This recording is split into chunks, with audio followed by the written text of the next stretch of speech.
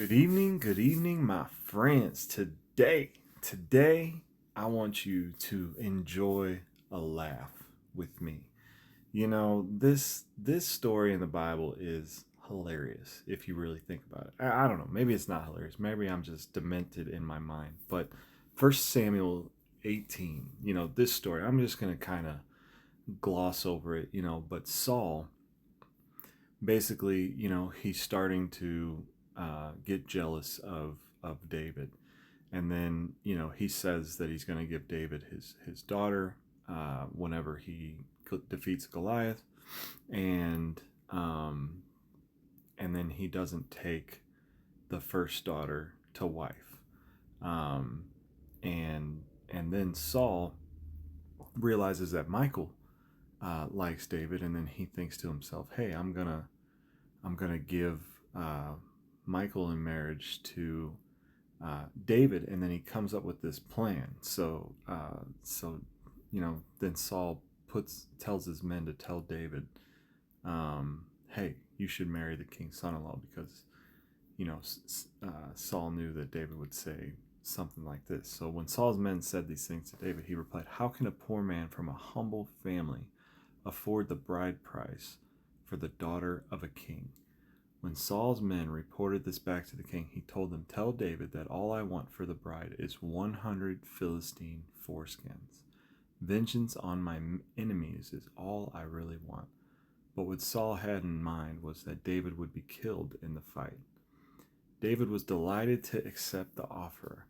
Before the time limit expired, he and his men went out and killed 200 Philistines. Then David fulfilled the king's requirement, presenting all their foreskins to him. So Saul gave his daughter Michal to David to be his wife. But just think about this. I'm not even going to go into all about Saul and all that stuff. But just think about the fact that they wanted 100 Philistine foreskins. Like, just think about that. Like, why would they want their foreskin, right? The Philistines are uncircumcised. And I was thinking about it's like, what better way to guarantee that somebody's dead than to have their foreskin, right? You know what I mean? There had to be another way, but like you would think, take a finger, take something else, an ear, but the only way to actually prove that the person was dead was to take their foreskin, because there ain't no dude gonna let you take that unless he's dead, right? You know what I'm saying? But that just blows my mind. And then David, he's like, "Oh, you want 100 Philistine foreskins? I'm gonna bring 200." You know what I mean? Like, come on, man. Like, it's just crazy, bro. I just had to point that out today. Just enjoy, the humor of that, and how crazy it is. And then can you imagine, like, just walking up and with a bag of foreskins and being like, "All right, here's the dowry for my wife." You know what I mean? Like that just blows my mind. Like, all right, here you go. Here's the payment for my, and who counted them? You know what I mean? Like, who was the guy that had to count the foreskins? You know what I mean? Like, I wouldn't want to be that guy. You know what I mean? Like, "Oh, here, can you make sure that there's 100 foreskins in here?" Oh, man. So, all right.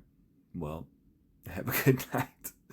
And just think about how much different times we're living in compared to what they were living in.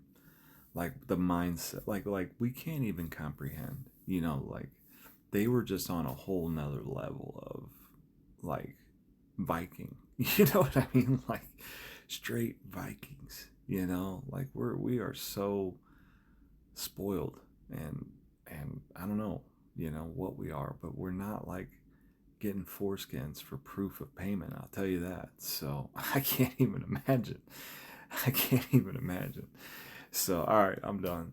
Just wanted to talk about that because I think it's hilarious, and God bless you, and have fun with that. Amen.